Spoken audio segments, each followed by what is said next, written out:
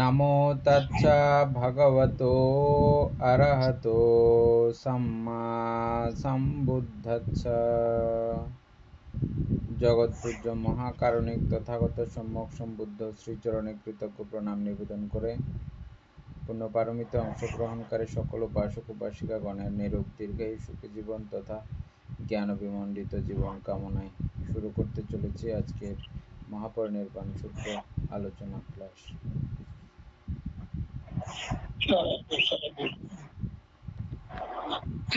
বন্দনা মঙ্গল।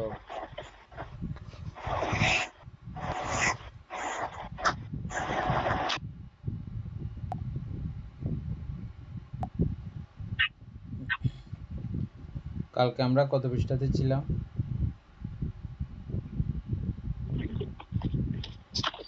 বান্তায় 80 পৃষ্ঠা, মোবাইলে 80 পৃষ্ঠা, আপনার বইতে 54 পৃষ্ঠা, 30 নাম্বার থেকে শুরু হবে।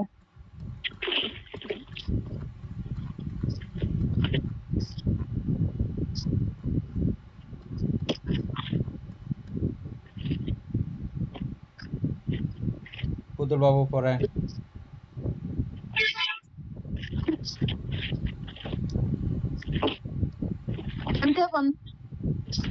মঙ্গলক।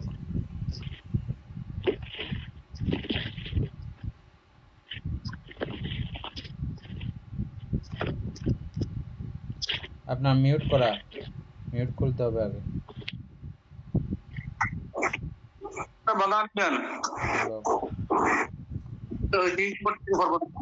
হ্যাঁ,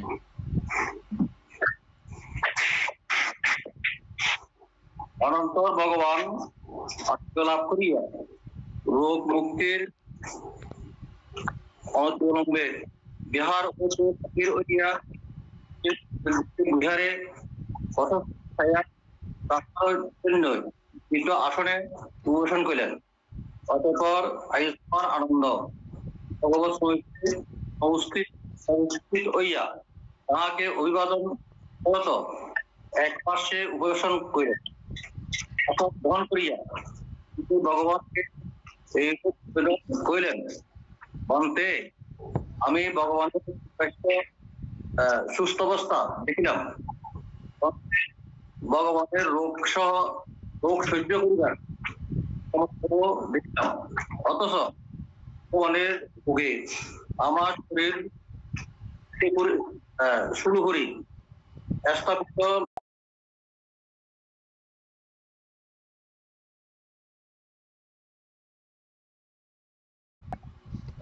স্মৃতি উপস্থাপনাদি ধর্ম আমার স্মরণ হইতেছে না, অথচ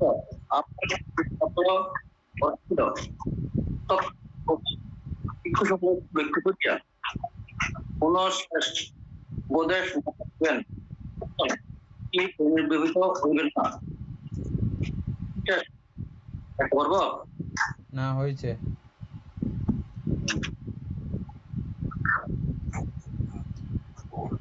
মিউট করে দেন। অমিতা বড়ুয়া, এখানে কোনো কিছু আলোচনা করার আছে? এখানে তো এমনি আলোচনা করার নাই। বৌদ্ধকে মানে আরোগ্য রোগ হচ্ছে, মানে রোগ মুক্ত দেখছে আনন্দ বানতে বৌদ্ধর এটা শরীর ষোলপরি স্থাপিত লোকের, এটা ষোলপরি মানে এটা কি হবে জানতে? মানে অথচ ভগবানের রোগ শুলের মধ্যে বসানো অবস্থা, ষোলপরি। শুল চেনেন না? এখানে হ্যাঁ, ওই এর মতন।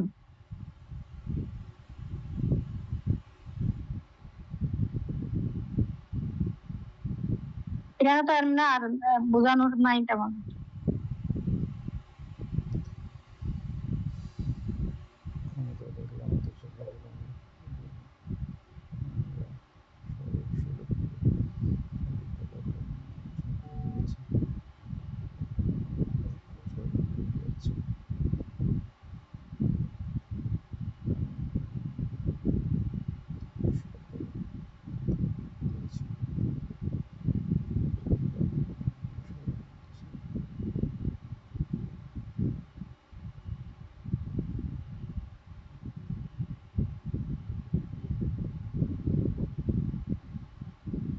এনে তারপর থেকে পড়ো।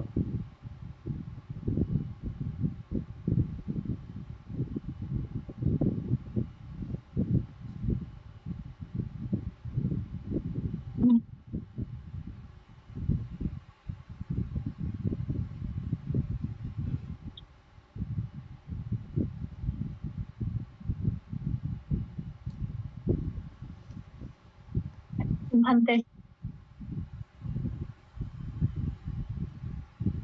ভান্তে এটা এখানে কামাস্ত্র ববাস্ত্র বিদ্রাস্ত্র পবিত্রাস্ত্র এগুলা আলোচনা করতে হবে সবগুলা কারোর জন্য। এনে 31 নাম্বার 80 পৃষ্ঠা 31 নাম্বার।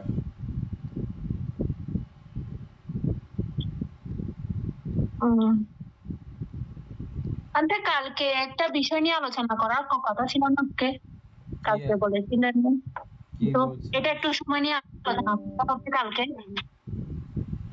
কি একটা সম্প্রজ্ঞান মনে হয়, সম্প্রজ্ঞান আলোচনা করা হয়েছিল। করা হয়েছিল আজকে, আবার ওইটা আর কি আলোচনা করতে হয়েছিল। এটা একটু সময় কোন জায়গা থেকে এটাই কথাটা আসছিল যে কালকে? ক্লাস সময় শেষ হয়েছিল যে ওই কারণে বলছো যে এটা মানে একটু আলোচনা করতে হবে সময় নিয়ে কোন একটা বিষয় নিয়ে।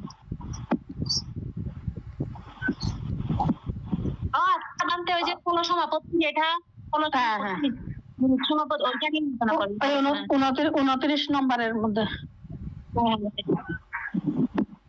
মানে ওই যে এখানে একটা শব্দ বুঝি নাই, স্তু প্রস্তানাদি ধর্ম, এটা কি?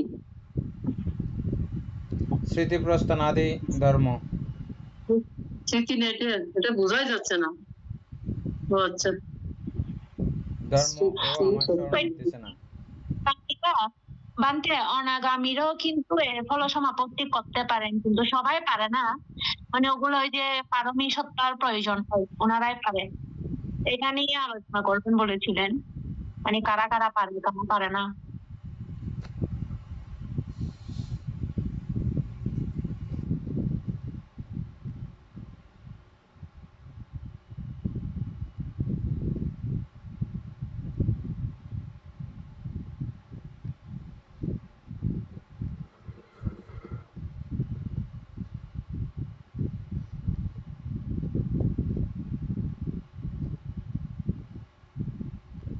দেহেতুক পুদ্গল অহেতুক পুদ্গল টোটালি এই জাতীয় ধর্মীয় প্রসঙ্গ সম্পর্কে কোনো কিছুর কোনো সম্পর্কতা নাই।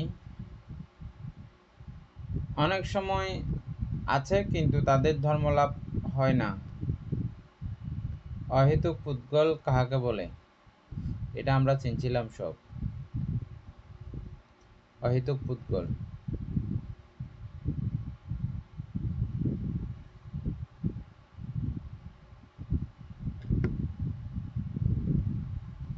সম্পর্কে, অহেতুক পুদ্গল সম্পর্কে যাদের জানা আছে বলতে পারে।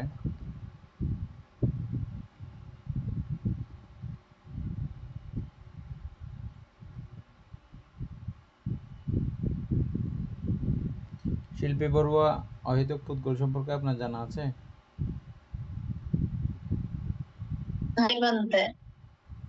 অমিতা বড়ুয়া বলেন।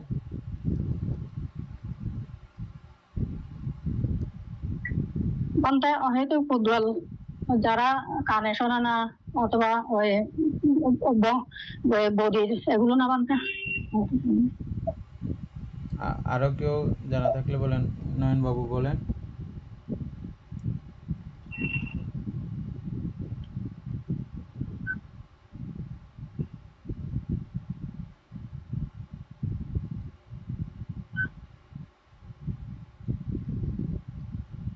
একটু ক্লিয়ার করে দেন না এটা।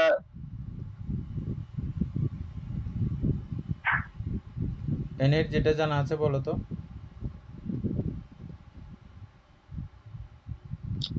অহেতুক পুদ্গল হচ্ছে অর্থাৎ প্রতিসন্ধির সময় আমরা 19 প্রকার যে প্রতিসন্ধি বিজ্ঞানগুলো দেখেছিলাম, সেখানে উপেক্ষা সহগত সন্ধিরণ নিয়ে কিন্তু যাদের জন্মগ্রহণ হয় তারাই হচ্ছে অহেতুক। অহেতুক বলতে ওনাদের এই যে যেটা মাসি পড়লো যারা বিকলাঙ্গ বধির, ওরাই হচ্ছে যে অহেতুক ভাবে ওরাই কিন্তু জন্মগ্রহণ করে। এবং আমরা জানি ওই যে উপেক্ষা সহগত যে দুটা চিত্ত আছে, সন্তুলন চিত্ত, অহেতুক চিত্তের যাদের ওরাই কিন্তু এই চিত্ত নিয়ে কিন্তু ওনাদের প্রতিসন্ধি হয়।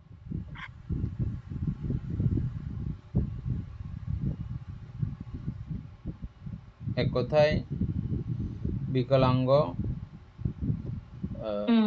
এবং বিকলাঙ্গর মধ্যে যেমন যেমন হচ্ছে যে কুজুত্তরার গল্প শুনেছেন আপনারা প্রত্যেকেই, যিনি উপাসিকাদের মধ্যে ধর্ম ব্যাখ্যাকারী উপাসিকাদের মধ্যে সর্বশ্রেষ্ঠ কুজুত্তরা। ওনার পিঠ বাঁকা ছিল, কুজা ছিল, বাঁকা, একদম কুজা।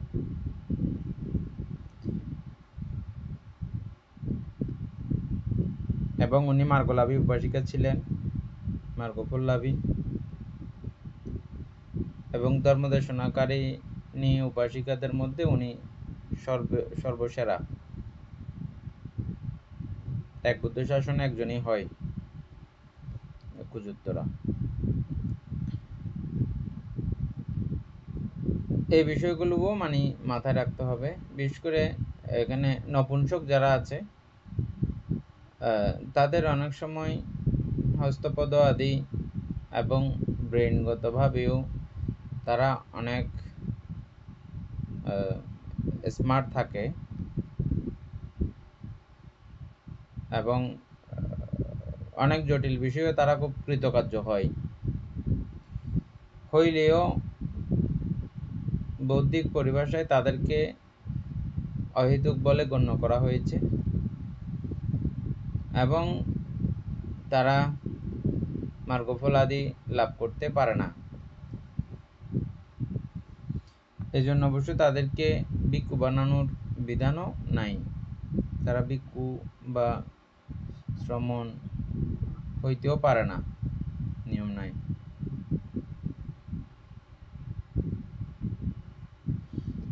তাদেরকেও অহেতুক জন্ম হিসাবেই বুদ্ধ আখ্যায়িত করেছেন। আর দ্বিহেতুক পুদ্গল এগুলোও অনেক সময় অনেক ব্রেনি, মেধাবী, তীক্ষ্ণ বুদ্ধিসম্পন্ন হয়, অনেক অনেক বিষয় বুঝতে সক্ষম হয়, কিন্তু যখন তারা এই অভিধর্ম চর্চা করতে আসবে বা চিত্তকে সমাহিত করার জন্য, নিষ্কাম বিষয়ে মনস্থির করার জন্য বা ধ্যান আদি জায়গাতে যখন তারা চিত্ত একাগ্র করতে চেষ্টা করবে, সেখানে তাদের চিত্ত একাগ্র করাটা খুব সহজসাধ্য হয় না, করতে পারে না। দ্বিহেতুক পুদ্গলের কখনো চিত্ত একাগ্র হয় না। চিত্ত একাগ্র না হইলে প্রথম ধ্যান লাভ করার কোনো সম্ভাবনাও নাই দ্বিহেতুক পুদ্গলের। এই দ্বিহেতুক পুদ্গলও যারা একদম মানে দ্বিহেতুকের মধ্যে খুব সেরা মানের, তাদেরকে দেখলে অনেক সময় মনে হয় ত্রিহেতুক পুদ্গলের মতোই, কিন্তু ত্রিহেতুক পুদ্গল না। আবার ত্রিহেতুক পুদ্গল বটে, এই ত্রিহেতুক পুদ্গলের মধ্যে যেটা একদম লোয়েস্ট, এখানে আমরা নাম্বারিং এর কথা বলছিলাম, এখানে 1 থেকে 100 পর্যন্ত যদি হিসাব করি ত্রিহেতুকের বেলায়, যেগুলো 1 সেগুলোর পাওয়ার, আর 100 যেগুলো আছে এগুলোর পাওয়ার একই না। এই পাওয়ার কোত্থেকে আসে?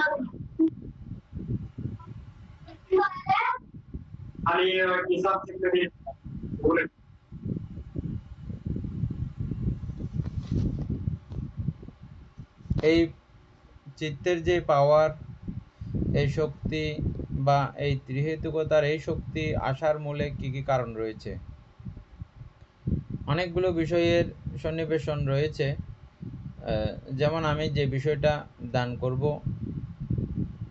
বা যখন আমি শীল পালন করেছি, যে চিত্তটার কারণে আমি যেটা এখন জন্মগ্রহণ করেছি, ওই চিত্তটা ওই শীল পালন করার সময় আমার সার্বিক পরিস্থিতি কেমন ছিল, বা ধ্যান করার সময়, ধ্যানও চিত্ত হতে পারে, ধ্যান করার সময় ওই চিত্তটা তখন কেমন ছিল, কাকে কেন্দ্র করে করেছিলাম, আমার সর্ববিধ মানসিক অবস্থা এবং আভ্যন্তরীণ সব পারিপার্শ্বিক অবস্থা সব কিছুকে কেন্দ্র করে এই পারমী শক্তিশালী হওয়ার পেছনে অনেকগুলো কারণ রয়েছে। যাদের এরকম মনে করেন 90 থেকে 100 পর্যন্ত সিরিয়ালের মধ্যে যারা পড়ছে, যাদের এই ত্রিহেতুক চিত্তগুলো পড়ছে, মনে করেন উদাহরণস্বরূপ আর কি, এটা ওই রকম ব্যক্তিরাই তীক্ষ্ণ ইন্দ্রিয় ত্রিহেতুক পুদ্গল। আমরা কখনো ধর্মসঙ্গিনী পড়লে সেখানে দ্বন্দ্ব অভিজ্ঞা, ক্ষিপ্র অভিজ্ঞা, দ্বন্দ্ব অভিজ্ঞায় শ্রোতাপত্তি মার্গলাভী, দ্বন্দ্ব অভিজ্ঞায় সকৃতগামী মার্গলাভী, পল্লাভী, এই জাতীয় কিছু কথা আমরা পাবো, সেখানে পড়ব। যারা এই তীক্ষ্ণ ইন্দ্রিয় বা যে কোনো খুব জটিল বিষয় একবার বলা মাত্রই সে অধিগত করতে পারে, এবং অনেকে আমরা আছি এই চিত্তকে সমাধিস্থ করতেও সারা জীবন পার করাই ফেলি, তথাপিও চিত্ত সমাধিস্থ হয় না। আবার কোনো কোনো সাধক আছে, সব কিছু শিক্ষা দিয়েছে, ও ঠিকঠাক শিক্ষা করেছে, বসেছে, বসার কিছু সময় পরেই তিনি চিত্ত সমাধিস্থ করেছেন। আবার কিছু কিছুকে দেখা যায় বুদ্ধের কথা শুনতে গিয়েও ওনারা চিত্ত সমাধিস্থ করে অরহত হয়ে গেছেন। এগুলো হচ্ছে যে ওই পারমীর ওরকম শক্তি, তাদের চিত্তগতভাবে তারা ওরকম শক্তিশালী, মূল ভবাঙ্গটা ওরকম শক্তিশালী হওয়ার কারণে তারা অনাগামী মার্গলাভ, ফল লাভ করার পরেও তারা এই নিরুৎ সমাপত্তি ধ্যান করতে পারেন। নিরুৎ সমাপত্তি ধ্যান করা তাদের পক্ষে সম্ভব হয়, না হলে কিন্তু নর্মালি অরহতগণই শুধু এটা পারেন। তবে পারার জন্য সেখানে অরহতের নির্দিষ্ট কিছু বিষয় দেখে নিতে হয় শারীরিকভাবে। ওনার 7 দিন ব্যাপী আয়ু ক্ষয়, পুণ্য ক্ষয়, আয়ু পুণ্য উভয় ক্ষয়, তারপরে আরো কি আছে, আয়ু ক্ষয়, পুণ্য ক্ষয়, আয়ু পুণ্য উভয় ক্ষয়, তারপর উপঘাতিক মৃত্যু, উপচ্ছেদ না উপঘাতিক, তারপর আরো কি আছে, এই যে ব্যাপারগুলো ছিল। অরহতের বেলাও এগুলো, এই সমস্ত বিষয় থেকে কোনোটা থেকে তিনি কিন্তু উত্তীর্ণ না। অরহত হইলেও এই উপঘাতিক মৃত্যু আছে কিনা? নাই, থাকবে। অরহত হইলেও উপঘাতিক মৃত্যু আছে, তবে সেখানেও কথা আছে। সাধারণ মানুষকে উপঘাতিক কর্মগুলো যেভাবে আক্রমণ করতে পারে, অরহতদের বেলায় সেভাবে আক্রমণ করতে পারে না। অনেক সময় তাদের অরহতের শক্তিগুণ দ্বারা এগুলো পরাভূত হয়, ফলও দিতে পারে না। একান্তই যদি গুরুকর্ম স্থানীয় অনির্বাণ কাল পর্যন্ত ফল প্রদায়ী এরকম কর্ম যদি হয়, তখন ফল দেবে, এটাও আছে। কিন্তু সম্যক সম্বুদ্ধের বেলাও এটা ওনার জীবনের অন্তরায় হয় না। এরকম কোনো উপচ্ছেদক উপঘাতিক কর্ম ওনার থাকে না, হয় না, নিয়ম নাই, ধর্মতা নাই সম্যক সম্বুদ্ধের বেলায়। আমরা কালকে মূলত আলোচনা করতে চাইছিলাম যে এটাই, যে নিরুৎ সমাপত্তি ধ্যানে বসলে তিনি এই শারীরিক সমস্ত অসুখ বা শারীরিক জটিলতাগুলো এগুলো তিনি ওই মুহূর্তের জন্য স্টপ করে রাখতে পারেন।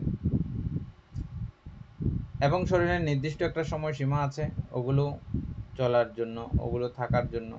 ওই সময়সীমা যাবৎ তিনি যদি অধিষ্ঠানের মধ্যে ওভাবে নিরুত অবস্থায় থেকে যান, এটা কাল অতিক্রান্ত হয়ে যায়, সেজন্য ওই অবস্থা ওনার কাছে আর আসে না। এটা কারণ আছে। এটা ছাড়াও সম্যক সম্বুদ্ধের যেটা নিয়মতান্ত্রিকতা, অন্তিমবার বা শেষবারের মতো ভিক্ষু সংঘ সবাইকে উপদেশ দান, এই জাতীয় কার্যক্রম সমাপন না করে তথাগতগণ পরিনির্বাপিত হন না। এটা তথাগত সম্যক সম্বুদ্ধ গণের ধর্মতা, এটা আনন্দভান্ত আগে থেকেই জানতেন।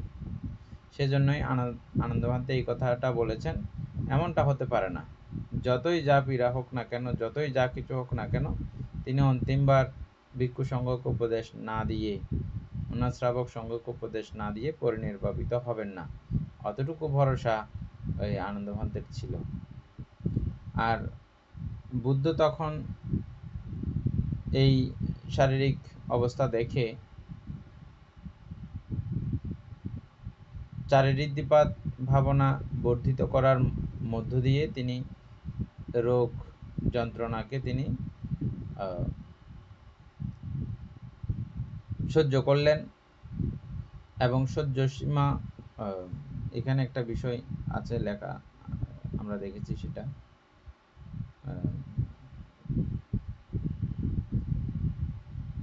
রোগের অবস্থা অনুযায়ী রোগ চলবে, সেই অনুযায়ী ব্যথা যন্ত্রণা কষ্ট যেটা পাওয়ার সেটাও থাকবে। সেই মাপে সহ্য করার মতো ক্ষমতা না থাকলে তখনই মানুষ মৃত্যুবরণ করে। মানে ব্যথা যত বড়ই হবে হোক না কেন, ব্যথা মনে করেন ব্যথার সাইজ এত বড়, কিন্তু আমার সহ্য ক্ষমতার সাইজ হচ্ছে যে এত বড়। আমি যদি সহ্য ক্ষমতার সাইজটা বাড়াই ফেলি, তখন ব্যথা এটা ওটাকে যেহেতু অতিক্রম করতে পারবে না, সেহেতু এটা আমাকে কোনো কাজ দেবে না। এটা আমি কালকে বুঝাতে চাইছিলাম, পারছি না। হ্যাঁ, এখানে মানে যে রোগটা উৎপন্ন হয়েছে, রোগের জায়গায় রোগ রয়েছে, বুদ্ধ শুধু এখানে ওনার সহ্য ক্ষমতা বাড়িয়েছেন। বুঝা গেছে এখন? এই ছোট এটা আমার মানে মাথায় আসতেছে না যে রোগের মতো করে রোগ চলেছে, কিন্তু বুদ্ধ নর্মাল একজন মানুষের যে ক্ষমতা পাওয়ার থাকে, শক্তি থাকে, ওই শক্তি দ্বারা এতটুকু পর্যন্ত ব্যথা সহ্য করতে পারে। ব্যথারও একটা, ব্যথা মাপারও একটা এখন নির্দিষ্ট ইয়া আছে, বিভিন্ন উন্নত দেশের মধ্যে আছে, মানে কি পরিমাণ ব্যথা পাচ্ছে এগুলো মাপার জন্য একটা এখন যন্ত্রপাতি আছে। হ্যাঁ, তো ওই অনুপাতে ওষুধের সায়েন্স ব্যবস্থা করে। যাই হোক, আমরা তো এটা বুদ্ধের বেলায় যেটা দেখলাম, সেটা তিনি তার সহ্য ক্ষমতাকে বর্ধিত করার মাধ্যমে কি দিয়ে বর্ধিত করেছেন? নিরুৎ সমাপত্তি ধ্যান এবং চারিঋদ্ধিপাত ভাবনার বলে, শক্তি গুণে তিনি এই ক্ষমতা বর্ধিত করে আয়ু সংস্কার ঠিক রাখলেন।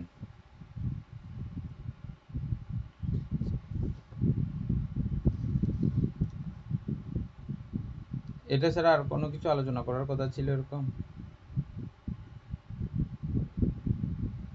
এনেই তারপরে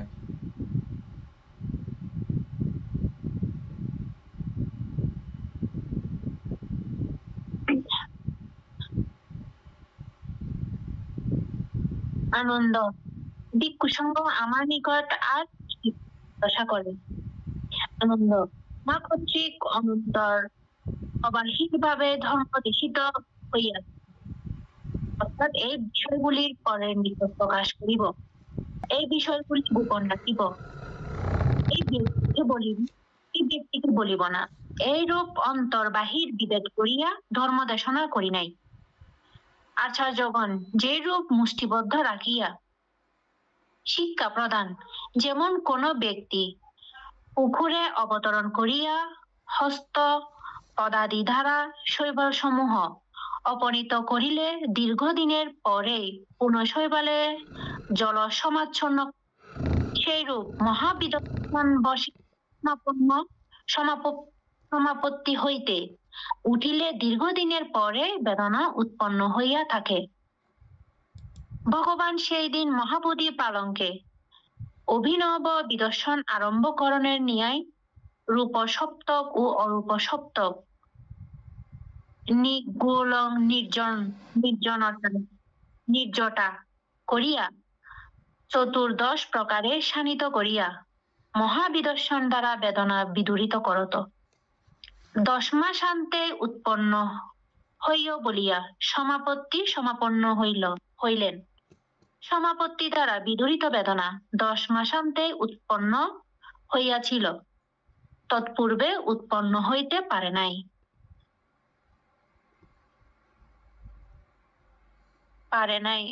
করে শেষ বলিবার জন্য কিছু গোপন রাখে। আনন্দ তথাগতের ধর্ম বিষয়ে সেই রূপ আচার্য মুষ্টি নাই। হে আনন্দ, যাহার এই রূপে অভিপ্রায় আমি ভিক্ষুসঙ্গের পরিচালনা করিব অথবা ভিক্ষুসঙ্গ মমোদ্দেশিক হোক, অর্থাৎ আমাকে উদ্দেশ্য করুক, এই রূপ যাহার অভিপ্রায় সেই তো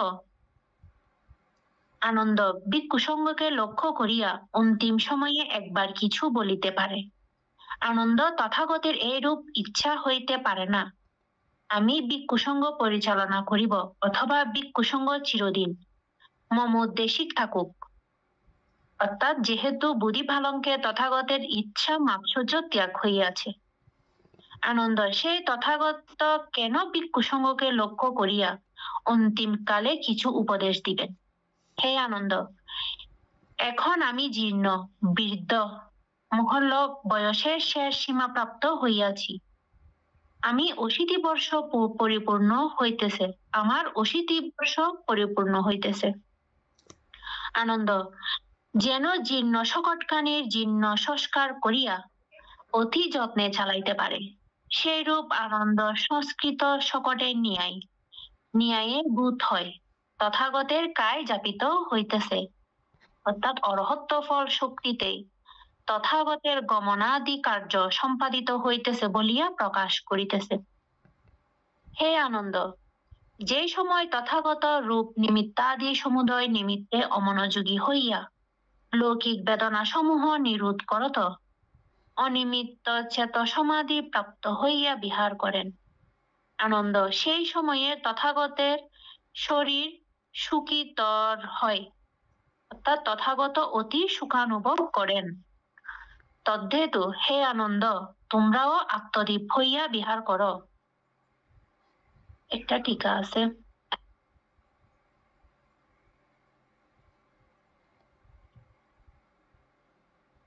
টিকাটা হচ্ছে যে কাম ভব দৃষ্টি ও অবিদ্যা এই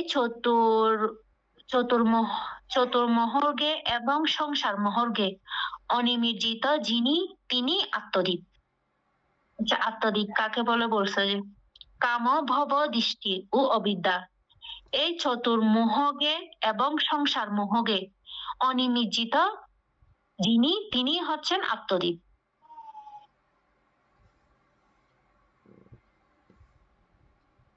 আত্মস্মরণ ও অনন্য স্মরণ হও। ধর্মদীপ ধর্মস্মরণ ও অনন্য স্মরণ হও। আনন্দ ভিক্ষু কি রূপে আত্মদীপ আত্মস্মরণ ও অনন্য স্মরণ এবং ধর্মদীপ ধর্মস্মরণ ও অনন্য স্মরণ হইয়া বিহার করে। আনন্দ এই শাসনস্থ ভিক্ষু বীর্যবান সম্পজ্ঞানকারী ও স্মৃতিমান হইয়া কায়ানুদর্শী হয় ও দেহের প্রতি লোভ দোমনস্য ত্যাগ করিয়া বিহার করেন। বীর্যবান সম্পজ্ঞান স্মৃতিমান হইয়া বেদনসমূহে বেদনানুদর্শী হয়, চিত্তে চিত্তানুদর্শী হয়, ধর্মসমূহে ধর্মানুদর্শী হয় ও তৎপ্রতি লোভ দোমনস্য ত্যাগ করিয়া বিহার করে। হে আনন্দ, এই রূপে ভিক্ষু আত্মদীপ আত্মস্মরণ অন্যান্য স্মরণ এবং ধর্মদীপ ধর্মস্মরণ ও অন্যান্য স্মরণ হইয়া বিহার করেন। আনন্দ বর্তমান সময়ে বা আমার পরিনির্বাণের পর যাহারা আত্মধীপ আত্মস্মরণ অন্যান্য স্মরণ হইয়া অনন্য স্মরণ, ধর্মদীপ ধর্ম অনন্য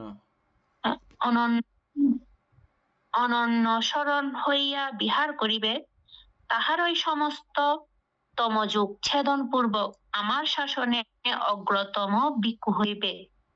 শিক্ষাকামীদের মধ্যে চতুর্স্মৃতি প্রস্থান ভাবনাকারীর ভিক্ষু গণে শ্রেষ্ঠতম হইবে।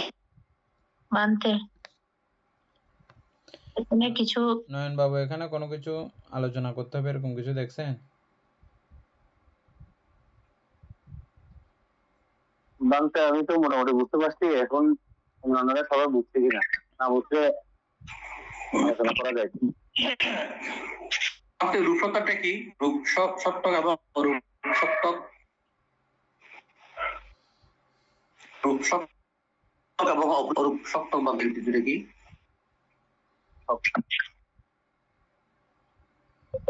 অরূপ তো আমরা দেখতেছি, ছাদ দেখতেছি, কিন্তু রূপ সপ্তক অরূপ সপ্তক মানে এখানে সব যেটা বলছে এটা ওই যে রথের বিষয় না। হ্যাঁ,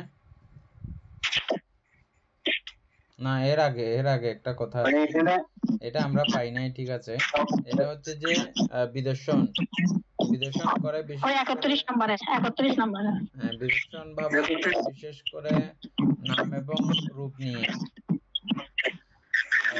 নামের চ্যাপ্টার তো অরূপ, নাম দিয়েও বিপাসনা করি এবং রূপ দ্বারাও বিপাসনা করি। নাম করা মানে কি? নাম দ্বারা বিপাসনা করা মানে কি? প্রত্যয় এর সমন্বয়, অর্থাৎ 52 প্রকার চৈতসিক সংমিশ্রণে এই নামের সৃষ্টি। এই নামকে এখানে বিশেষ আকারে অরূপ সপ্তক এগুলোকে কেন্দ্র করেই বলা হবে। তবে এই 7 ভাগে বিভক্ত করে এটা আমরা পাই নাই, এটা প্রশ্ন হিসেবে লিখে রাখা যাইতে পারে। এটা একটু প্রশ্ন লিখে রাখো। আর রূপের যে বিপাসনা, আমরা 28 প্রকার রূপ দেখে আসছি। মূলত 4 মহাভূত হইতে উৎপন্ন। যেভাবে এই 4 মহাভূতের সৃষ্টি হইলে এটা এত পরিমাণ, এটা এত পরিমাণ, এভাবে হইলে এই এই এই এই পদার্থে পরিণত হয়। আমাদের যেমন রূপ, চক্ষু, কর্ণ, প্রসাদ আদি, পঞ্চপ্রসাদ আদি যেভাবে সৃষ্টি উৎপন্ন হয়েছে, এখানে কি কি প্রকারে 4 মহাভৌতিক অবস্থার সৃষ্টি এখানে হয়েছে এবং কর্মের সম্প্রয়োগ আদি কিভাবে এখানে প্রবিষ্ট হয়েছে, এগুলো সবিস্তারে গবেষণামূলক বুদ্ধ জ্ঞানের যতটুকু গবেষণা করা সম্ভব অতটুকু এটা গবেষণা করেছেন।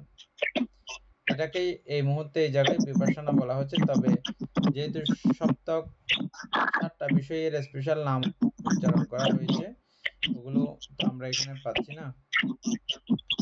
টিকা আছে নাকি দেখেন তো নয়ন বাবু, এখানে সপ্তকের এখানে টিকা আছে?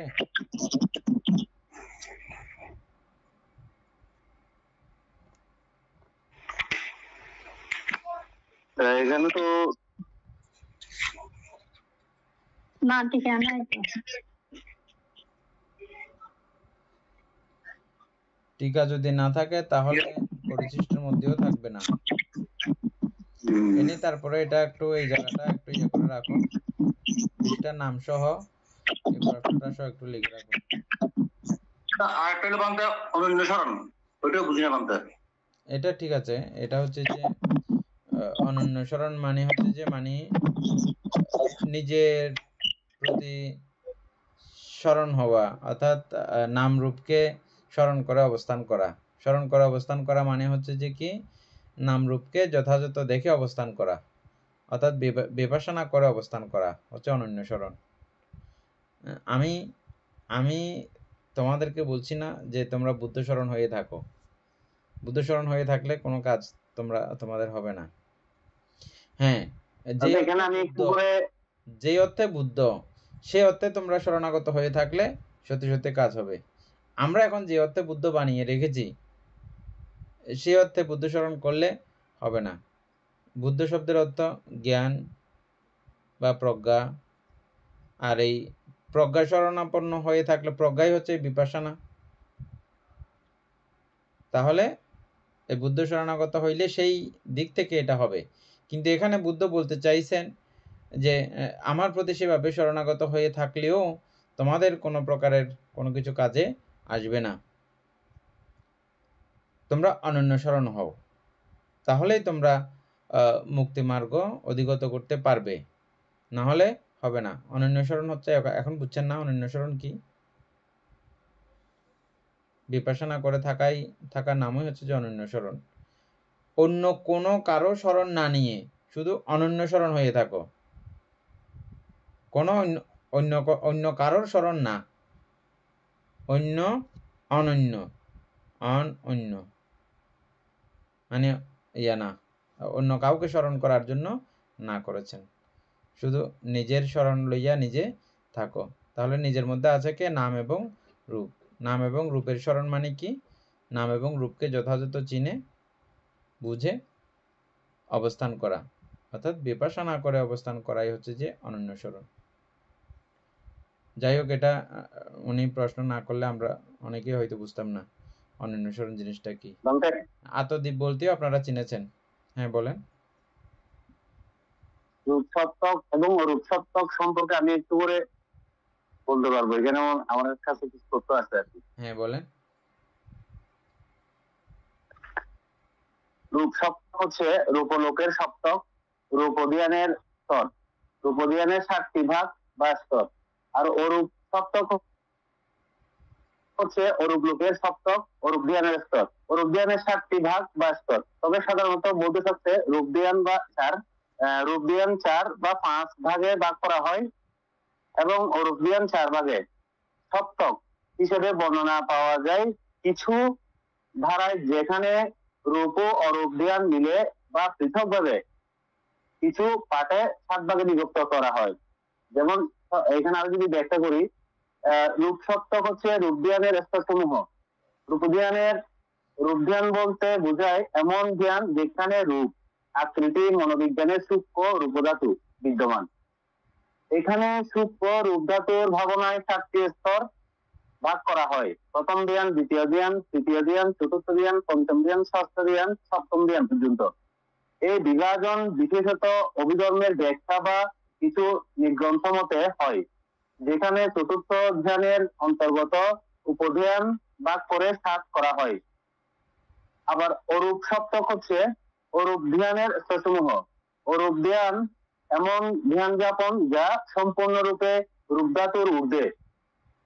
সাধারণত 4টি অরূপ ধ্যান থাকে, কিন্তু অরূপ সপ্তক বলতে কোন শাস্ত্রে বা সম্প্রদায় এগুলো আরো সূক্ষ্ম উপস্তরে ভাগ করে 7 ভাগে ব্যাখ্যা করা হয়। যেমন আকাশান্তরায়তন, অসীম আকাশের চিন্তন, বিজ্ঞানায়তন, তারপর হচ্ছে আপনার আকিন্তনায়তন, আর এটা হচ্ছে নৈবসংজ্ঞা নাসংজ্ঞায়তন। এই 4টার পরে 5 এবং 7 এই স্তরগুলোর উপরস্তর বিভাজন বা প্রস্তুতি স্তর হিসেবে ধরা হয়। মানে 4টার পরে আর 5 থেকে 7 পর্যন্ত এই স্তরগুলোর উপস্তর বিভাজন বা প্রস্তুতি স্তর হিসেবে ধরা হয়। সব বৌদ্ধ সম্প্রদায়ে বা সব পাঠে ঠিক এভাবে সপ্তক বিভাজন নেই, কিন্তু কিছু অভিধর্ম শাখা বা ব্যাখ্যাতে 7 ভাগে হিসেবে পাওয়া যায়। সংক্ষেপে আরো কিছু লিখছে, আমি কি বলবো বলতে না? হ্যাঁ বলেন না, এমনি বোঝা গেছে। মানে আমরা যেগুলো জানি আগে থেকে, রূপ এবং অরূপের ধ্যান অবস্থাগুলোকেই এখানে বিভাজন করে 7 7 বানানো হয়েছে আর কি। মূল বিষয়গুলো সেমই, তারপরে মানে বলেন না একে চারটাকে একে শুনে ফেলি। ওটা উপস্তর বলতেছে বানতে, হ্যাঁ মানে 4টা পরে অরূপ ধ্যান তো 4টা, হ্যাঁ 4টার পরে 5 থেকে 7 আরো 3টে আছে না, ওইটাকে উপস্তর বলা হচ্ছে বা প্রস্তুতি স্তর বলা হচ্ছে। আচ্ছা সংক্ষেপে মনে রাখা সহজ ভাষায় রূপ সপ্তক, রূপ ধ্যানের 7টি স্তর, অতি সূক্ষ্ম ধ্যানাচরণ বিশ্লেষণ। আচ্ছা, এখানে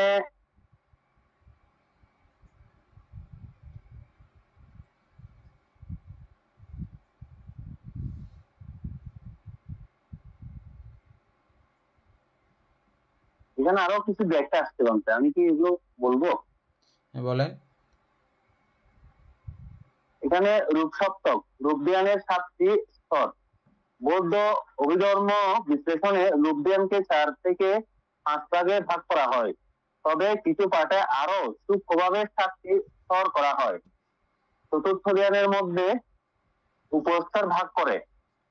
এখানে প্রথম স্তর হচ্ছে প্রথম ধ্যান, দ্বিতীয় ধ্যান, তৃতীয় ধ্যান, চতুর্থ ধ্যানে গিয়ে মূল, আর চতুর্থ ধ্যান পর্যন্ত মূল।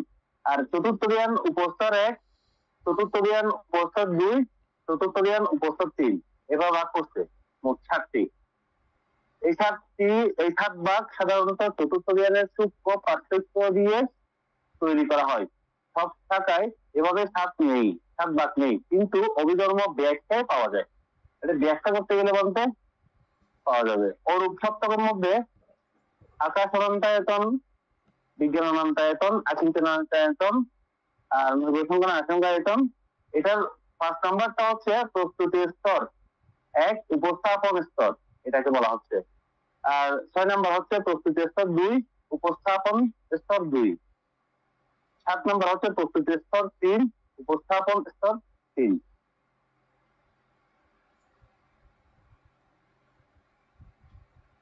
মানে এইটুকু ব্যাখ্যা আমি পাইছি বলতে।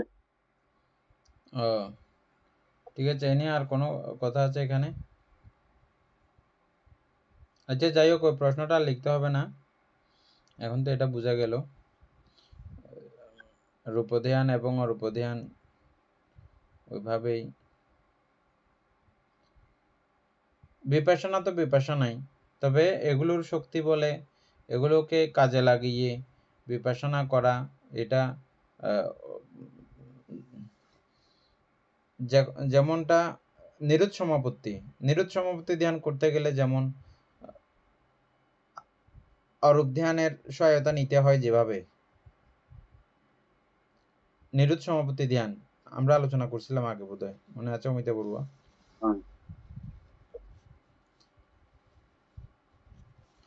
আমার তো এটা মনে করেন অরূপ সমাপত্তি।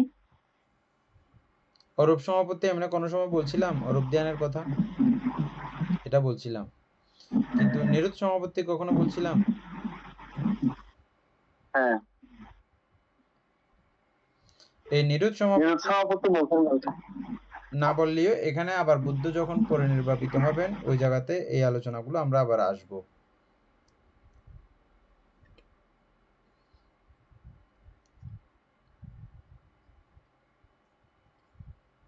তখন ওইগুলো আলোচনা হবে সেখানে। আচ্ছা, এই জায়গাতে আর কোনো কিছু আছে পুতুল বাবু? আর কোনো কিছু আলোচনা করার আছে?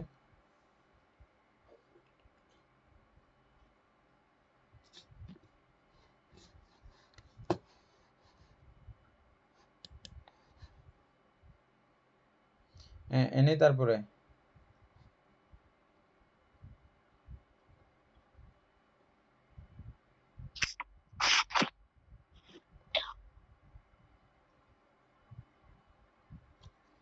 বলতে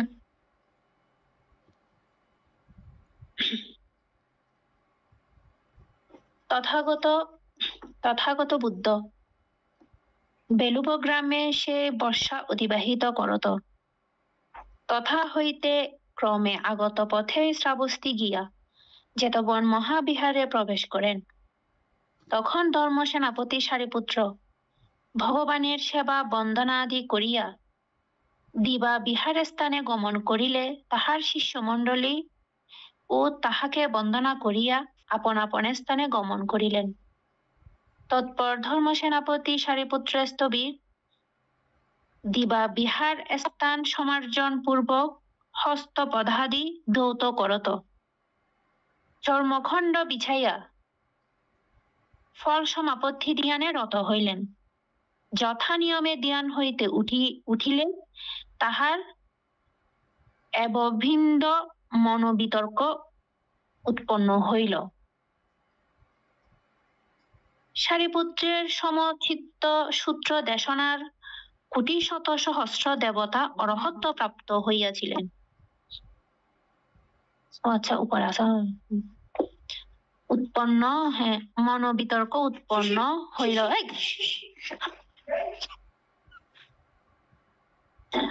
বুদ্ধ অগ্রে মহানির্বাপিত হন না অগ্রশ্রাবক।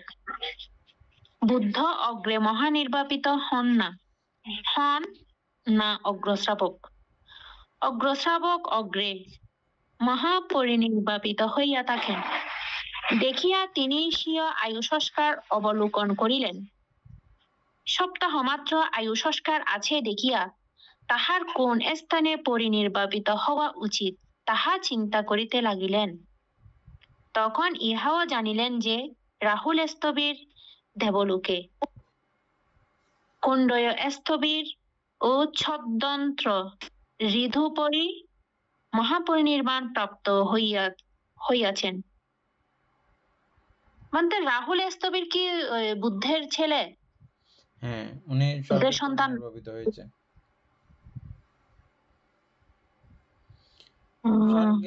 তাহলে বুদ্ধের পরিনির্বাপিত হয়েছে।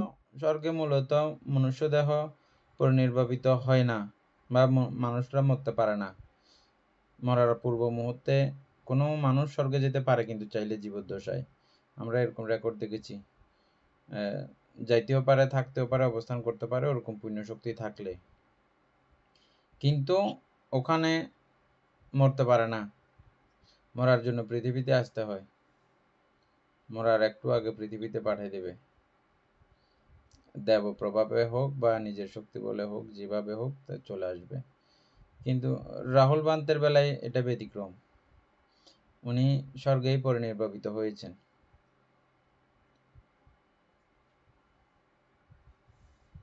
সশরীরে কি মানতে স্বর্গে চলে গেছিলেন উনি? তো স্বর্গে নির্বাপিত হওয়ার অরহত্ব ফল লাভী ছিলেন না রাহুল পান্তেও? অরহত ছিলেন তো, বলেই তো নির্বাপিত হয়েছেন। এটা এখন আমি পড়ি নাই, পুরো গল্পটা পড়ি নাই, পরে এক সময় এটা ক্লিয়ার করব।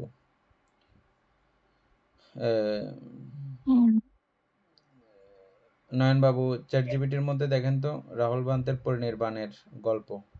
চ্যাট জিপিটির মধ্যে চার্জ করে দেখেন, আসতে পারে।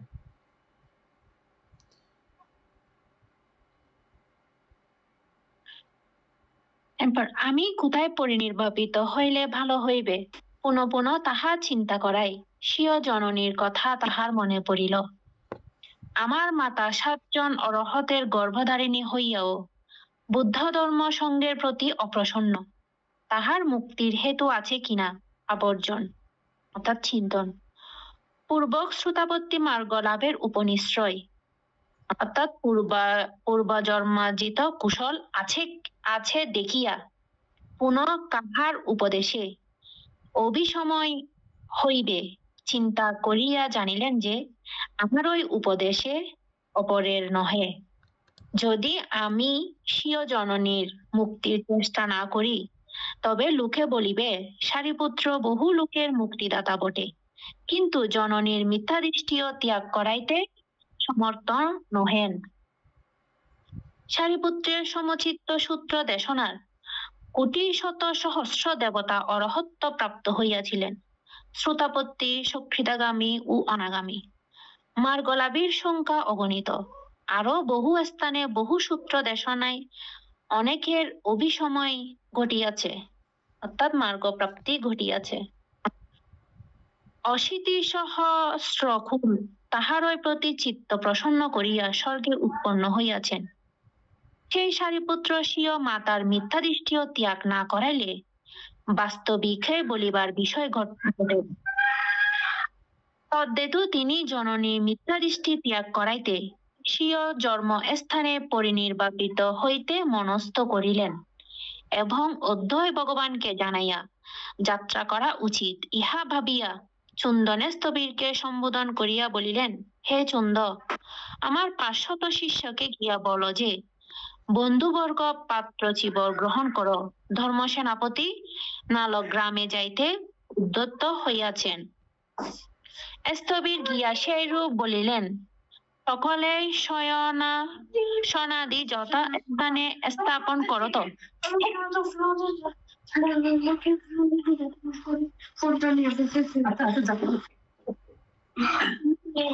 স্থবির গিয়া সেইরূপ বলিলেন, সকলে শয়নাসনাদি যথাস্থানে স্থাপন করত।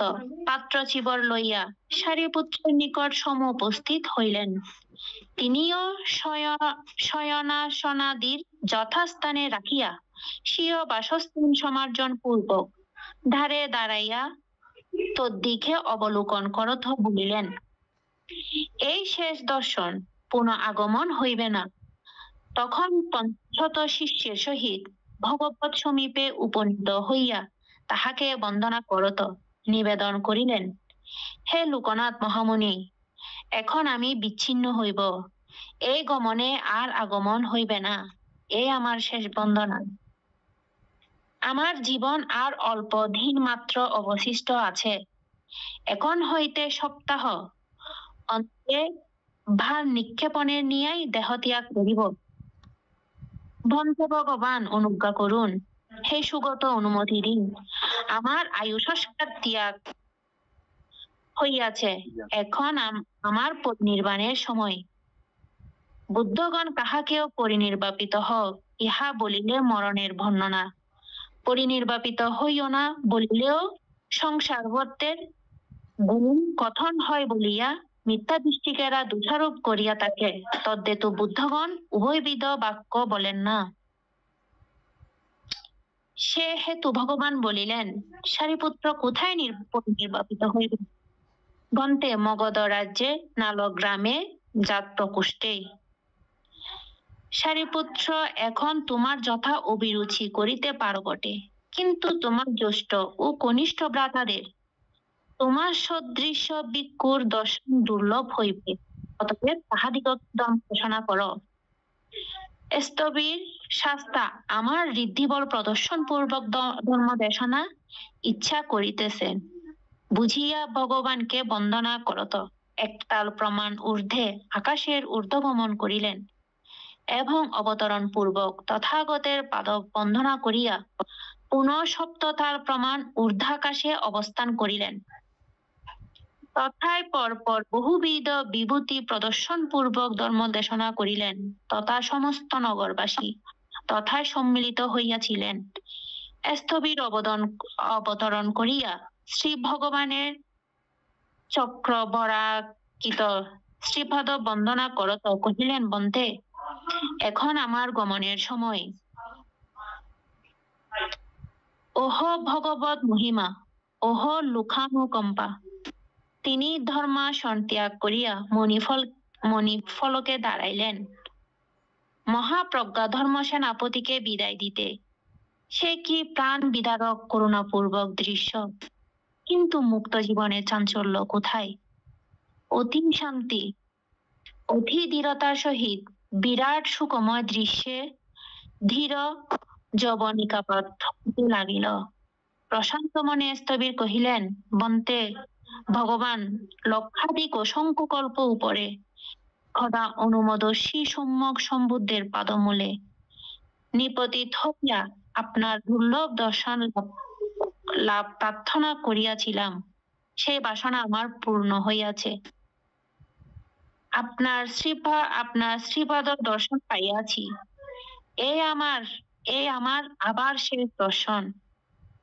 রক্ত কাঞ্জনী সমুজ্জ্বল নতু দশটি সন্নিবেশিত করত। সমাদর সগারব কৃতাঞ্জলি হইয়া যতক্ষণ ভগবান দৃষ্ট হইতেছিলেন, ততক্ষণ পিছু পাইয়ে গিয়া আবার সর্বাঙ্গ উঠাইয়া শেষ বন্দনা করিলেন। এই অপার্থিব গাঢ়বরতার আকাশ গর্বাত অশনি বিচ্ছুতির শান্ত নীরবতায় মহাপৃথিবী ভয়ানক রূপে ধুলিয়া উঠিল। ভগবান ভিক্ষু সঙ্গ আহ্বান করিয়া কহিলেন, ভিক্ষুগণ, যাও, তোমাদের জ্যেষ্ঠ ভ্রাতার অনুগমন কর। ভিক্ষু সঙ্গ পরিবৃত হইয়া সশিষ্যে সারিপুত্র প্রস্থান করিলেন। হাহাকারের একটা শব্দও শোনা গেল না। বিমুক্তির গাম্ভীর্যে চাঞ্চল্যের স্থান নাই। ভিক্ষুগণ জেতভন ধার পর্যন্ত আগমন করিলেন। স্থবির বলিলেন, বন্ধুবর্গ, তোমরা আর আসিও না, অপ্রমত্ত হইয়া বাস কর বলিয়া স্বীয় 500 ভিক্ষুর সহিত চলিয়া গেলেন। বানতে এখানে সারিপুত্র বানতে পরিনির্বাণ যাবে, যে এটা বুদ্ধ থেকে অনুমতি নিচ্ছে, যে এটাই তো বললো, বিদায় নিচ্ছে। যে অমিতাভ বড়ুয়া কিছু এই কাহিনীটা আলোচনা করার আছে? তারপরে নয়ন বাবু, এখানে ক্লিয়ার আছে তো? এখানে আপনি ক্লিয়ার আছে। এখানে ওই একটা কথা, সপ্ততাল প্রমাণ উদ্ধার আসে, সপ্ততাল বানতে। আমরা ওই দিন আলোচনা করছিলাম ভিক্ষু সংঘকে বুদ্ধ ঋদ্ধি প্রদর্শন করতে নিষেধ করেছেন, কিন্তু এই জায়গাতে আবার দেখলেন বিষয়টা বুদ্ধ সরাসরি না বললেও বুদ্ধের কথায় এমন উক্তি প্রদর্শিত হয়েছে যে ঋদ্ধিজাত ধর্মদেশনা বুদ্ধ প্রত্যাশা করেছেন। 7 তাল গাছ প্রমাণ উপরে উঠলে সারিপুত্র ভান্তের কথাগুলো নিচে শোনা যাবে এমন তো না, নিশ্চয়ই। আর এখনকার মতো মাইকও তো তখন ছিল না, তাহলে কিভাবে করেছেন? সেটা ঋদ্ধিজাতভাবে কথা বলেছেন। এই কথাগুলো, এই ধর্মদেশনাগুলো সবাই শুনেছেন। তো বুদ্ধ ঋদ্ধি নিষেধ করেছেন, আবার এখন দেখাতে বলেছেন যখন পরিনির্বাপিত হয়ে যাবে যে কোনো ব্যক্তি, যে কোনো ভান্তে, তখন আর এটা নিয়ে প্রবলেম থাকে না। পরিনির্বাণের পরেও অনেক ভান্তেকে ঋদ্ধি প্রদর্শন করতে দেখা গেছে, মানে পরিনির্বাপিত হয়ে গেছে, পরবর্তীতে ওনার দেহ ঋদ্ধি দেখিয়েছে, এরকমও আছে ঘটনা। উনি পরিনির্বাপিত হয়ে গেছেন, কিন্তু অধিষ্ঠান করে গেছেন যে আমার দেহ এইভাবে ঋদ্ধি প্রদর্শন করুক, তখন দেহ ওটা করে। অরহতের বাক্য অতি সত্য, এভাবে ঋদ্ধি প্রদর্শন করে অরহতের দেহ। সেজন্যই সারিপুত্র ভান্তেকে বললেন যে তুমি ঋদ্ধি প্রদর্শন করেই ধর্মদেশনা করো। প্রথমে 1 তাল গাছ প্রমাণ উঠেছেন, আবার বন্দনা করেছেন নেমে, যেহেতু বুদ্ধের উপরে উঠতেছেন সেজন্য আর কি। এভাবে ক্রমান্বয়ে 7 বার উঠেছেন, 7 বার নেমে বন্দনা করে, তারপরে 7 বারের সময় উনি ওখানে উপরে বসেই ধর্মদেশনা করেছেন। এবং ওই অত্র এলাকার সমস্ত মানুষ সেখানে ধর্ম শ্রবণ করতে আসছিলেন। ভিক্ষু সংঘ বড়ও ছিল, ওনার ছোটও ছিল। বুদ্ধ শাসনের মধ্যে এটাও একটা নজিরবিহীন ঘটনা। এটা এক জিনিস, ওয়াতে বড়, ভিক্ষু বর্ষাবাসের মধ্যে বড়, এরকম সারিপুত্র ভান্তের বড় অনেকজন ছিলেন। সারিপুত্র ভান্তের গুরুও ছিলেন। তিনি কিন্তু এই ধর্ম সেনাপতির পদ লাভ করেন নাই, অগ্রশ্রাবকত্বের পদ লাভ করেন নাই। অগ্রশ্রাবকত্বের পদ লাভ করেছেন সারিপুত্র ভান্তে। বুদ্ধ শাসনের মধ্যে প্রজ্ঞারই সবচেয়ে অগ্রস্থান প্রজ্ঞা এবং ঋদ্ধি সহ প্রজ্ঞা মুদ্গলায়ন ভান্তে এই পদ লাভ করেছেন। এই পদের জন্য তিনি দ্বিতীয় অগ্রশ্রাবক বা মহাশ্রাবক হিসেবে খ্যাত। অগ্রশ্রাবক এবং মহাশ্রাবক কোনোটা থেকে কোনোটার মানে ইয়া না, এটা এদিক থেকে বললে এটাও প্রধান, ওই দিক থেকে বললে এটাও প্রধান, মানে কোনোটাকে কোনোটাই ইয়া করার মতো না, এমন আখ্যা দুটার, অগ্রশ্রাবক মহাশ্রাবক, বুঝছেন? এটা অগ্র, এটা মহা, দুই দিক থেকে দুটাকে মানে প্রধান হিসাবেই রেখেছেন, অনেকটা সমপর্যায়েরও বলা চলে। তো যাই হোক, আপনারা একটা বিষয় এটা খুব খেয়াল করলেন, অন্য মানুষ যখন এভাবে পরিনির্বাণের ঘোষণা করে 7 দিনের মধ্যে মৃত্যুবরণ করবে এমন ঘোষণা দিয়ে একেবারের জন্য চলে যায়, এটা অত্যন্ত হৃদয় বিদারক হয় বিষয়টা। এখানে কথাগুলো নাই বোধহয়, নাকি কালকের ক্লাসে আসবে তো জানি না, আসতে পারে। ওইখানকার মানুষের খুব সুন্দর একটি কথা ছিল, সাধারণ মানুষের কথাটা হচ্ছে যে আমরা তো নর্মালি মানুষ মারা গেলে কান্নাকাটি করি, বলছে সেটা কান্নাকাটি করার এত বেশি গুরুত্ববহ না। মানুষ বলে যে আমরা কান্নাকাটি করি, এটা এত বেশি গুরুত্ববহ না। কেন? কারণ কোনো না কোনোভাবে, কোনো না কোনো উপায়ে আবারও পুনরায় আমাদের দেখা হতে পারে আমাদের বাবার সঙ্গে, মার সঙ্গে, দাদু দিদার সঙ্গে, যারা আগে মরেছেন আর কি, এদের সঙ্গে আবার কোনো না কোনোভাবে যোগসূত্রতার কারণে দেখা সাক্ষাৎ হতে পারে।